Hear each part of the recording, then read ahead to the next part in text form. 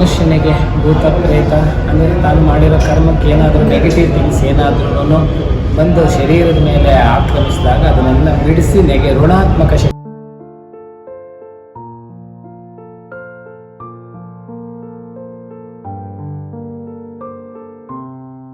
ಎಲ್ರಿಗೂ ನಮಸ್ಕಾರ. ನಾನಿವತ್ತು ಬಂದಿರುವಂತಹ ದೇವಸ್ಥಾನ ಬ್ಯಾಂಗ್ಳೂರಲ್ಲೇ ತುಂಬಾ ಫೇಮಸ್.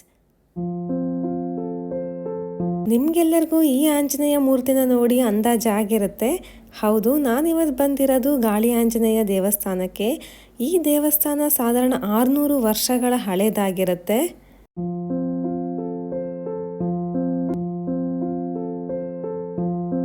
ಹಾಗೆ ಇಲ್ಲಿ ಬರುವಂತಹ ಎಲ್ಲ ಭಕ್ತಾದಿಗಳು ಭಾರತೀಯ ಸಂಸ್ಕೃತಿ ಪ್ರಕಾರನೇ ಉಡುಗೆಗಳನ್ನು ಹಾಕೋಬೇಕು. ನನಗಂತೂ ಈ ಕಾನ್ಸೆಪ್ಟ್ ತುಂಬಾ ಇಷ್ಟ ಆಯಿತು. ಹಾಗೆ ಒಳಗಡೆ ಬರ್ತಾ ಇದ್ರೆ ನಿಮಗೆ ಸ್ಟಾರ್ಟಿಂಗಲ್ಲೇ ರಾಮ ಲಕ್ಷ್ಮಣ ಸೀತೆ ಅವ್ರು ಕಾಣಿಸ್ತಾರೆ. ಹಾಗೆ ಎಡಭಾಗದಲ್ಲಿ ವೆಂಕಟರಮಣ ಅಂತ ಹೇಳಿದರೆ ವಿಷ್ಣುವಿನ ಒಂದು ಮೂರ್ತಿ ಕೂಡ ಇದೆ. ಇಲ್ಲಿ ಬಹಳ ವಿಶೇಷವಾದದಂದರೆ ಒಂದು ತಾಯ್ತನ ಕೊಡ್ತಾರೆ ಭಕ್ತಾದಿಗಳಿಗೆ, ಬೇಕಾದರೆ ಕೇಳಿ ಪಡ್ಕೋಬೋದು. ಇದರಿಂದ ಏನು ಉಪಯೋಗ ಇದೆ, ಹಾಗೆ ಈ ದೇವಸ್ಥಾನದ ಇತಿಹಾಸ ಏನಂತ ಒಬ್ಬರು ಅರ್ಚಕರು ನನಗೆ ತುಂಬ ಚೆನ್ನಾಗಿ ಎಕ್ಸ್ಪ್ಲೇನ್ ಮಾಡಿದರು. ಅವ್ರ ಮುಖಾಂತರ ತಿಳ್ಕೊಳ್ಳೋಣ. ಅದಕ್ಕಿಂತ ಮುಂಚೆ ದೇವ್ರ ದರ್ಶನ ಮಾಡ್ಕೊಳ್ಳಿ.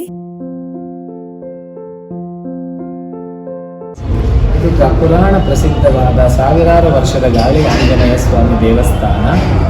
ಈ ದೇವಸ್ಥಾನದಲ್ಲಿ ವಿಶೇಷ ಏನಪ್ಪ ಅಂದರೆ ಗಾಳಿ ಆಂಜನೇಯ ಸ್ವಾಮಿ ಮನುಷ್ಯನಿಗೆ ಭೂತ ಪ್ರೇತ ಅಂದರೆ ತಾನು ಮಾಡಿರೋ ಕರ್ಮಕ್ಕೆ ಏನಾದರೂ ನೆಗೆಟಿವ್ ಥಿಂಗ್ಸ್ ಏನಾದ್ರೂ ಬಂದು ಶರೀರದ ಮೇಲೆ ಆಕ್ರಮಿಸಿದಾಗ ಅದನ್ನೆಲ್ಲ ಬಿಡಿಸಿ ಋಣಾತ್ಮಕ ಶಕ್ತಿಯನ್ನೆಲ್ಲ ಕಳಿಸಿ ದೇಹದಲ್ಲಿ ಧನಾತ್ಮಕವಾದ ಶಕ್ತಿಯನ್ನು ಅನುಗ್ರಹಿಸೋದು ಆಂಜನೇಯ.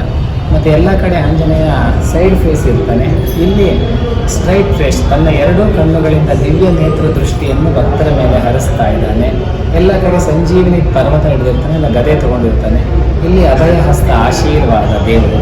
ಅಭಯ ಹಸ್ತ ಆಶೀರ್ವಾದದಲ್ಲಿ ದೇವರು ಭಕ್ತರು ಎಷ್ಟೋ ವರ್ಷಗಳಿಂದ ಎಷ್ಟೋ ದಿನಗಳಿಂದ ತಂದು ತಮ್ಮ ಕಷ್ಟಗಳೆಲ್ಲ ಇಲ್ಲಿ ಪರಿಹಾರ ಆಗಲಿ ಅಂತ ಬೇಡ್ಕೊಂಡಾಗ ಎಷ್ಟೋ ವರ್ಷದ ಕೋರ್ಟು ಕಚೇರಿ ಅನಾರೋಗ್ಯ ಎಷ್ಟೋ ವರ್ಷಗಳಿಂದ ಪೆಂಡಿಂಗ್ ಉಳಿದಿರುವಂಥ ಕೆಲಸಗಳನ್ನೆಲ್ಲ ಕ್ಷಣ ಮಾತ್ರದಲ್ಲಿ ಆಂಜನೇಯ ನೆರವೇರಿಸುವಂತಹ ಆಂಜನೇಯ ದಿವ್ಯ ನೇತ್ರ ದೃಷ್ಟಿ. ಮತ್ತು ಆಂಜನೇಯ ರಾಮ ಭಕ್ತ, ಅಲ್ಲಿ ರಾಮ, ಇಲ್ಲಿ ಸತ್ಯನಾರಾಯಣ, ತ್ರಿಮೂರ್ಚಂಗಲ, ಪಕ್ಕದಲ್ಲಿ ವೃಷಭಾವತಿ ನದಿ ಅನ್ನೋದು ಹರಿಯುತ್ತೆ.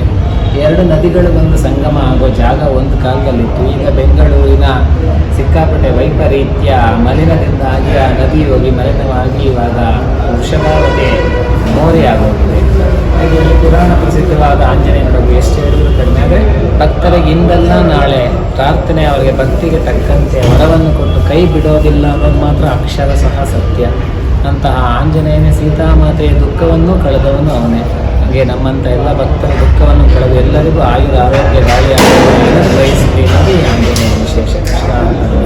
ಹಾಗೆ ಇಲ್ಲಿ ರಾವಣನ ಮಗ ಅಕ್ಷಾಸುರನ ಕೊಂದು ತನ್ನ ಪಾದದಡಿ ಮೋಕ್ಷ ಕೊಟ್ಟು ಇಟ್ಕೊಂಡಿದ್ದಾರೆ ಅಂತ ಕೂಡ ಪ್ರತೀತಿ ಇದೆ. ಈ ವಿಡಿಯೋ ನಿಮಗೆ ಇಷ್ಟ ಆದರೆ ಖಂಡಿತವಾಗಿ ಲೈಕ್ ಮಾಡಿ, ಶೇರ್ ಮಾಡಿ, ಹಾಗೆ ನನ್ನ ಚಾನಲ್ ತಪ್ಪದೆ ಸಬ್ಸ್ಕ್ರೈಬ್ ಮಾಡಿ. Thank you.